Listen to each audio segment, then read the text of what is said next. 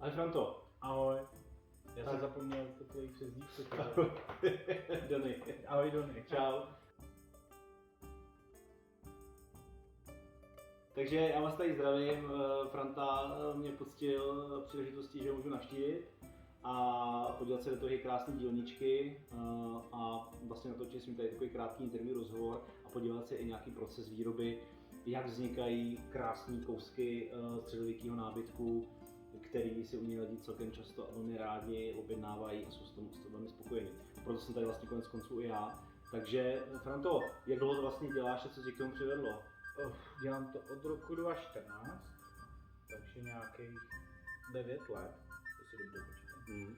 A zájem o historii, já jsem začal prvně šermovat a postupně jsem se vlastně dostal tady k tomu, protože jsem si začal dělat nábytek a pro blízký kamarády jsme začali dělat nábytek. Pak jsme zjistili, že tady vlastně díra na trhu, úplně díra nebyla, výrobci tady byli, ale asi to nedokázali vyprodukovat takovým množství.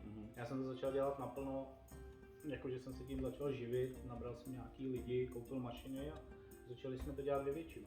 A ten nábytek, co se dělal, tak si už začal rovnou tím dobovým historickým, nebo to byl moderní nějaký? Ne, já jsem začal přímo tím dobovým. Přímo dobovým. A jsi orientovaný na nějaký konkrétní století, nějakou dobu? Tak nejčastěji děláme 14. 15. století. Tam taky bylo nejvíc nábytku. A když říkáš, že jsi dělal ten šerm, kromě toho šermu, jsi součástí nějakého spolku? Jo. Teďka vlastně se jmenuje Spoluprakve, ale dřív to byl Pražský svaz. Vlastně děláme první husitský války.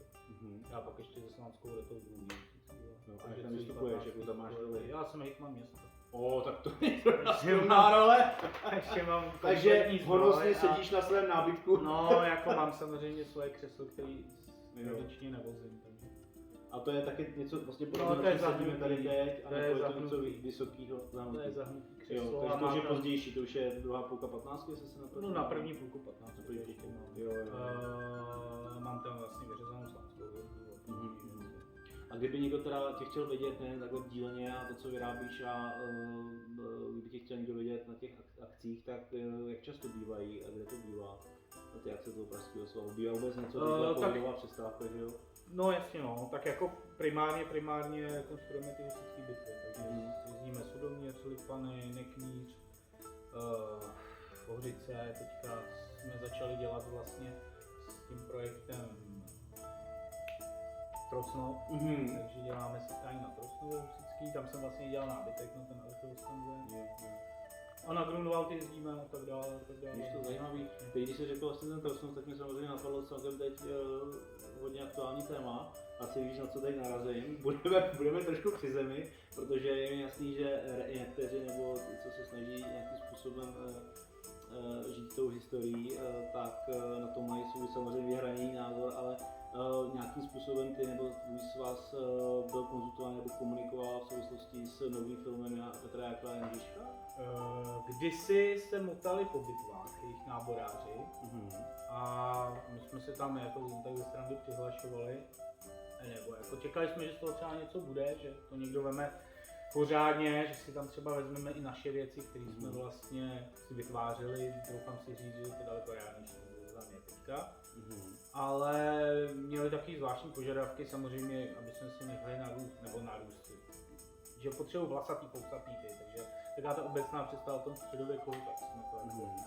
Což koukám, že ty jsi vlastně oholený. No, šlo to, což taky kolikrát byli samozřejmě. Šlo to mimo nás úplně. Jo.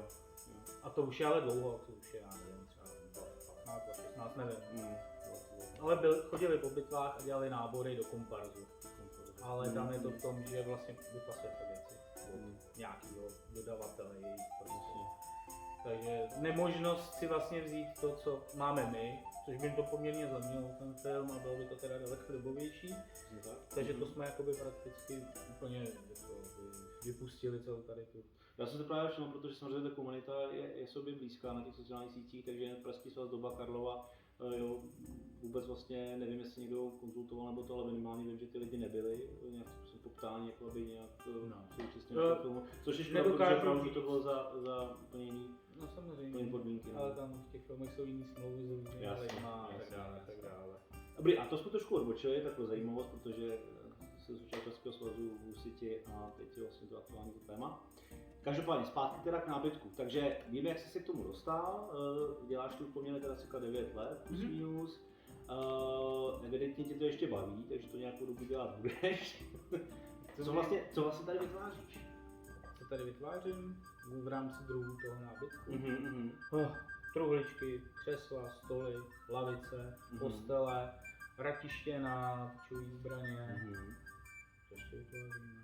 Občas korpusy štítů, pavézy, hlavně na pavézy, airbáky, nedělám na to, jsou tady jiný a lepší. A nesoustružím, to dělá kolega Monte. Takže vlastně všechno, co se týče police, všechno, co se týče prostě vybavení, jakoby... 14, 15, jak se říká. To je primár. Občas samozřejmě uděláme něco ranějšího. Lotanovi jsme dělali na kury nějaké věci, ještě nějaké věci musím dodělat. Ale jako hlavní gro je 14-15 století. Máme nejvíc dochovaných kusů a ten nábytek byl používanější, jsem daleko víc. Všiml jsem si, protože jsem ve spojení s Warhorse Studios, který určitě všichni znáte, tam to taky jsou za celkem úspěšnou hrou Kingdom Deliverance z českého prostředí, z Českého království. A všiml jsem si, když jsem se právě díval na různé tvoje výrobky, že vlastně tam byly skříně police, který měli Warhorse logo, takže spolupracoval jsi nějak s tím studiem, nebo s někým jiným, kdo by vlastně si vyráběl? Warhorse nás tenkrát oslovilo, nebo Dan Vávra, nebo kdo to, nevím, někdo prostě od Warhorse přišel a myslím si, že s náma byli i na nějakém sněmu našem, co jsme dělali na Malešově.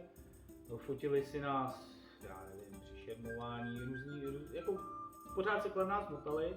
Já jsem tu hru teda samozřejmě nikdy nehrál, protože prostě na to nemám čas. Jo, nemáš čas. Protože jsem včera skončil 10 večer. A já ho ještě netravu s interview. Takže úplně na to nemám čas, ale viděl jsem z toho různý screeny a to jako vypadá to slušně. A jsem viděl, jak se ta hra vytváří. Vím, že byli za Adoreou, vím, že byli za spoustu šermířů, prostě, kde jim dávali čidla, aby věděli, prostě, jak se pohybuje. Takhle, vzal to tak, jak by to měl být ten Jákob. Prostě. Šel za Renákem a za lidma, který prostě s tím pracujou, nosí ty věci, vědí, jak to funguje. A šel si nechat poradit. Řekl, jdu udělat hru ze středověku, dobrý, tak co udělám jako první? No samozřejmě půjdu za odborníkama, nebo aspoň za amatérskýma odborníkama. Takže vlastně si kolem nás poměrně dlouhou dobu motali lidi od Warhorse a nejenom kolem nás samozřejmě. Takže tam to asi dopadlo jako dobře. Já jsem to fakt nikdy nehrál, ale viděl jsem z toho různý ty a vypadá to skvěle jako. Pro člověka, který na to má čas, tak si... Já to teda s okolností jsem měl taky tu čest, že jednak jsem se tam dostal i v rámci bety, že vlastně nebyli lidi kvůli obličejím a bohužel vypadám stáře než se cítím. Takže tam vlastně byl vybraný, takže se tam obsazuje celkem velké množství postav. A i vlastně jsem členem sdružení Czechoslovak Global Society, kde jsem jakoby pražský svaz, tak my, což nám teda mnohdy bývá někdy vyčítáno, ale je to prostě naše srdcovka století válce a anglický uprostřebě, váleční. Jo, takže to taháme, takže jsem tam právě vzal tu svoji kolekci, nejen já, ale byl jsem tam i s kolegy, s Milošem, s Virusem od nás ze sdružení, právě jsme prezentovali vlastně ty ruky, jak se používala technika střelby, jaký materiál vypadají. Tam je třeba jakoby jeden vroubek, který furt vůči Warhorse mám, a to je, že tam vyloženě prezentují anglický tisový luk a ještě tam popisek zbytky z Kesčaku a tam je nějaký ohnutý klacek, jasně, spíš reflexní, takže to těžce zkousávám, ale dobře, OK, hra jako takovou obecně velmi pěkná, úspěšná. Tak tam se asi dají jako nějaký drobnosti, jasně, k tomu, jak to vzali a jak to vypadá jako v globálu. Vím o filmu, OK, takže byla teda nějaká tvorba, co si studiu nebo takhle? Ono to probíhalo takhle, že právě Ondra začal z Malešova, s nima taky nějakým způsobem spolupracuje. A vlastně dole v Malešov Campu pod tvrzí je hospoda na konci světa, myslím, že se to jmenuje. A on potřeboval nějakou skříň na ten merch pod toho Warhorse.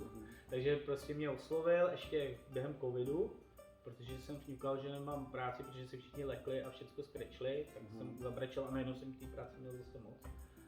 A on mě právě poprosil, jestli bych tam nevymyslel nějakou skříň a jakože vitrínu, aby do toho dal právě ten merch do toho Warhorse.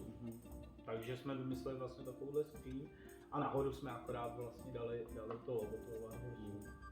Tohle to viděl, byl jsem tam na místě, je to tam moc pěkně, tam připravíme merch. Jsou slavní tím, že vlastně oni připravili, nevím teda jestli mají i lokalizaci v angličtině, ale mají, jak jsou známí ty hry Chamber, ty komnaty, jo, to tam dělali Karlovští, různých věcí, tak to je skvělý, mají tam připraveno vyloženě na téma Kingdom Come Deliverance nebo podobný příběh, jakoby Chamber, ale je to sazený do toho světa, to Kingdom je to fakt skvělý. Takže kdo má samozřejmě zájem, můžete se podívat do Malešova a přímo mít možnost domluvit si a zahrát si hru nebo questy, úkoly podobný zasazený do toho světa Kingdom Come.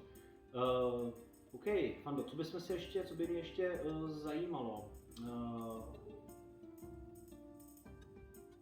Pracovní postupy, jak ty vlastně funguješ, jestli teda to není teď jakoby trošku jako tvoje know-how, jo, nebo tajnost, ale jakoby snažíš se dochovat postup jako nějaký dobový, nebo máš těch postupů více, záleží opravdu na tom, kdo jak lpí na té preciznosti, na té dobovosti, jak to máš? Rozhodně, kdybych říkal, že tady dělám nějakýma až dobovýma způsobama, tak si můžu do kapsy prostě, jo.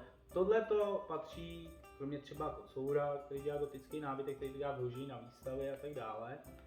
A tak tady byla hlavní myšlenka vůbec celý tady mýho snažení byla zdostupnit ten nábytek a aby to nestálo triliardy, že jo.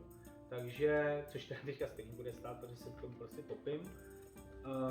Samozřejmě, pokud dodržoval nějaký, samozřejmě, že by to člověk jako udělal, jasně, čo, pilkama, vládničkama, tohleto, ale zase se bavíme opět naprosto jiných cenových relací, takže si samozřejmě pomáhám mašinama a vším možným, co jde, aby ta práce, protože ta poptávka je prostě enormní, obrovská, jsme tady v Čechách asi 4 nebo 5 lidí, co se jakoby tady tomu tak nějak věnujou a stejně jsou všichni totálně zaseklení prací.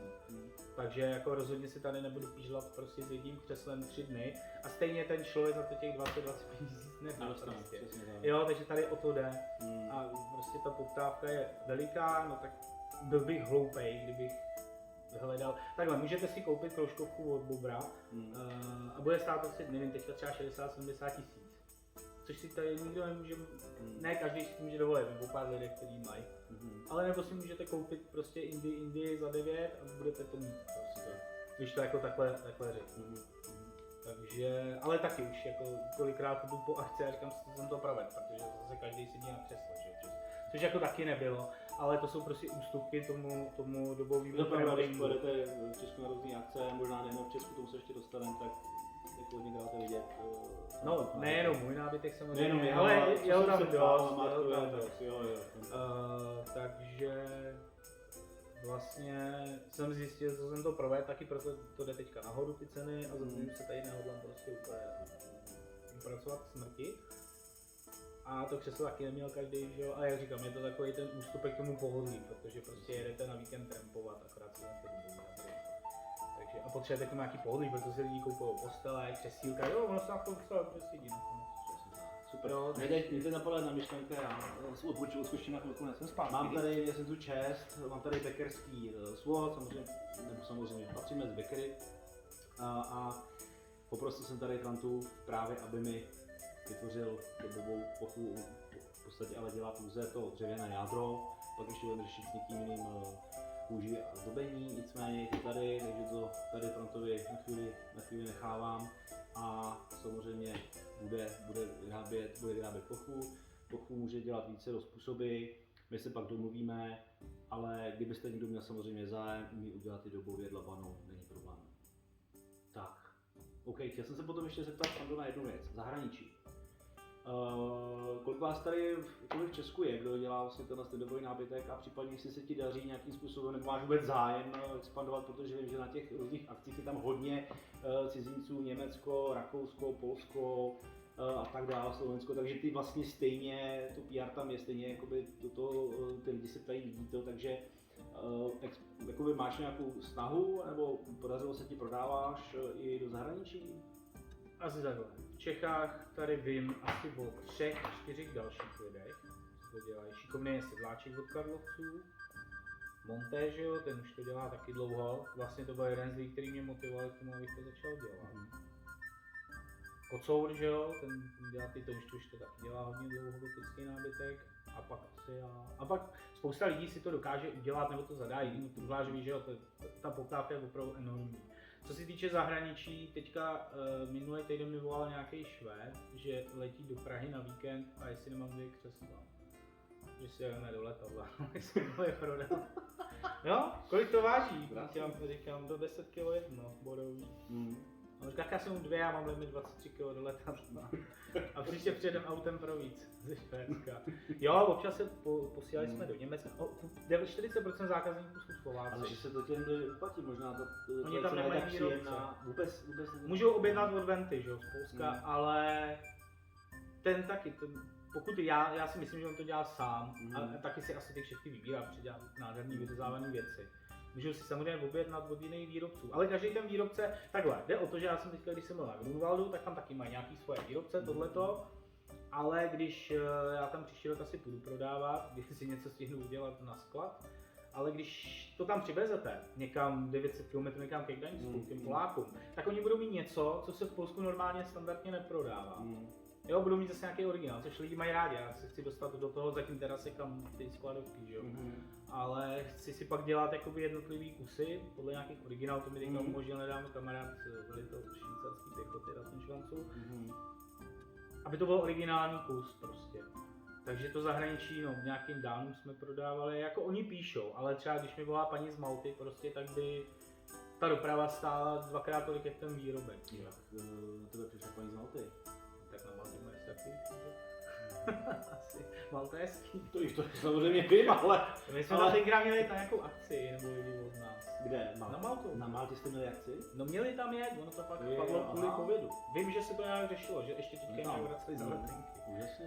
Jo, takže taky menty všude, no. Takže Finové mi psali, to jsou prostě místa, kam to člověk prostě blbě pošle. Což je to lidi, co dělají kůži nebo i zbraně, tak pošlou takovouhle kudlu nebo pásek, že jo. Ale já prostě horko těžko.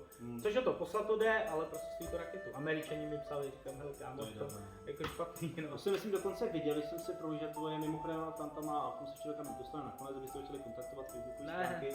A prej ne, ale když tak potom v komentářích níže videu nebo na Twitchi, že se můžeme pobavit,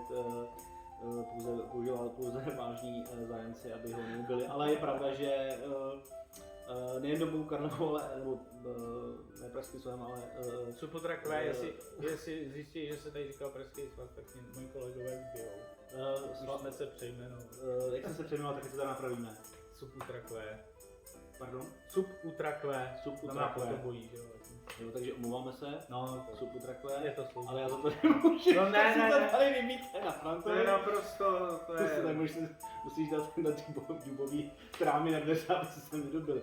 No, teď jsem trošku ztratil něco, jsem se chtěl zeptat. To jedno, přeskočím to a poslední vlastně věc, která by mě zajímala, potom se podíváme na nějaký vlastně postup výroby, třeba tyhle křesla nebo něco jiného, nebo i po chvíli uvidíme. Říkal jsi, že by si vlastně rád šahal na nějaký ty unikátní prvky nebo nábytek podle nějakých originálů dochovaných nebo inovací, takže už jsi měl tu možnost, nebo jakoby je to něco, kam by si se chtěl orientovat? Různý, jako samozřejmě repliky, co se jako lidi naporučí, nebo respektive repliky. Inspirujeme se prostě těma dvouma. Vlastně všechny ty konstrukce jsou jako v rámci možností nějakým způsobem podle těch dobových vzorů, že jo? Třeba ty křesla, že jo? To prostě trvalo nějaký čas, než jsem přišel na to, jak to funguje. Aby se to skládalo a to za mnou bylo několik kubíků rozřezaný. Ale třeba ty křesla jsou nějaké originály? No jasně, těch je poměrně a i přesto bylo složitý to jako vymyslet ten postup? No tak ten originál nikdo nepůjčí do ruky. Jako nějaký návody na internetu jsou, ale to je všechno teorie, pak člověk musí přijít v té praxi a zjistit si sám, jak to jako funguje. Jako jde to vyrobit, samozřejmě pár lidí to jako vyrábí, jako, ale ne v takovém množství prostě. A když bys dělal nějaké takové unikátní kousky, tak nebo to záleží zase o tom pomezí, jak moc to udělat dobově i ten proces. Tam jde o to, že pokud to budu dělat opravdu podle nějaký fotky, že jo, nějakého origoše, tak se budu snažit dodržet ty tvary, ty řezby, pokud tam nějaký jsou a tak dále, a tak dále.